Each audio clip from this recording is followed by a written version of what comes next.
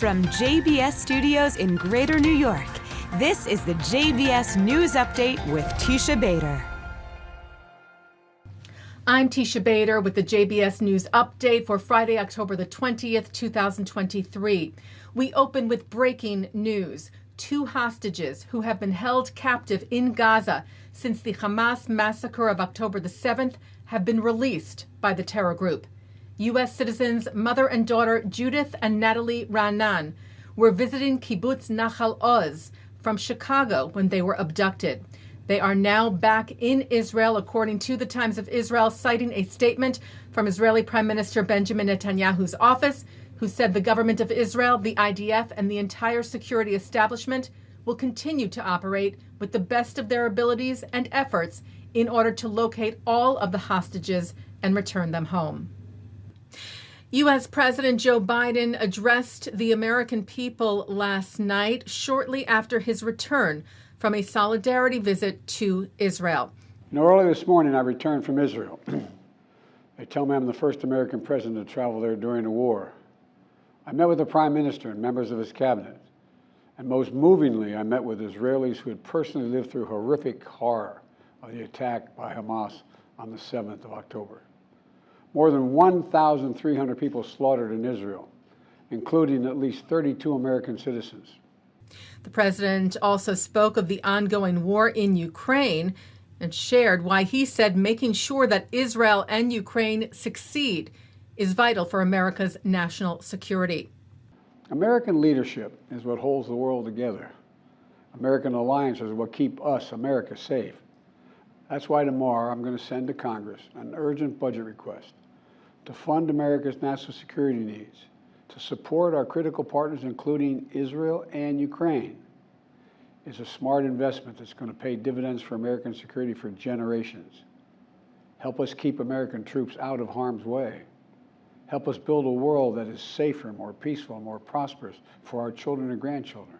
Biden called the security package for Israel an unprecedented commitment to Israel's security that will sharpen Israel's qualitative military edge. The families of 3 Israelis being held captive by terrorists in Gaza met today with the president of the International Red Cross in Geneva, Mirjana Spoljovic-Egger. The Red Cross has not been allowed to see the over 200 hostages, 30 of them children, being held in captivity in Gaza. Rockets continued to be fired today at Israel from Gaza. And overnight last night, the IDF said Israeli fighter jets attacked over 100 operational terror targets in Gaza and eliminated a terrorist who was in the naval force of terror group Hamas and took part in, the IDF said, the murderous terrorist operations in Gaza.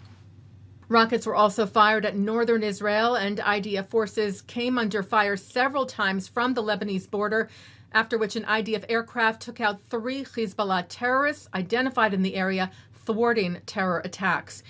Israel is said to be evacuating the northern city of Kiryat Shmona in light of the situation. The Times of Israel reports that Israel's Defense Minister Yoav Gallant, taking part in a Knesset Foreign Affairs and Defense Committee meeting in Tel Aviv today, laid out Israel's plans and objectives in Gaza, noting the first phase taking place now with airstrikes, and later, he said, with a ground maneuver in order to defeat and destroy Hamas. The second phase, Gallant said, will be to eliminate pockets of resistance, and the third step will be the creation of a new security regime in Gaza and the creation of a new security reality, he said, for the citizens of Israel and the residents of the area surrounding Gaza. Well, thousands of people rallied in New York City's Times Square last night to show support for Israel and to demand the immediate release of the hostages being held in Gaza, chanting, "Bring them home," with billboards projecting the faces of the captives.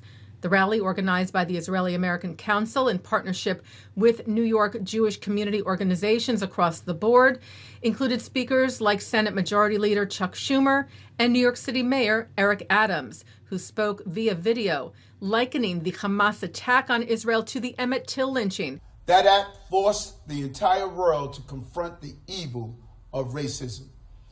This is an Emmett Till moment. In the name of all that is right, in the name of all that is just, every one of the hostages must be safely returned to their families and their homes.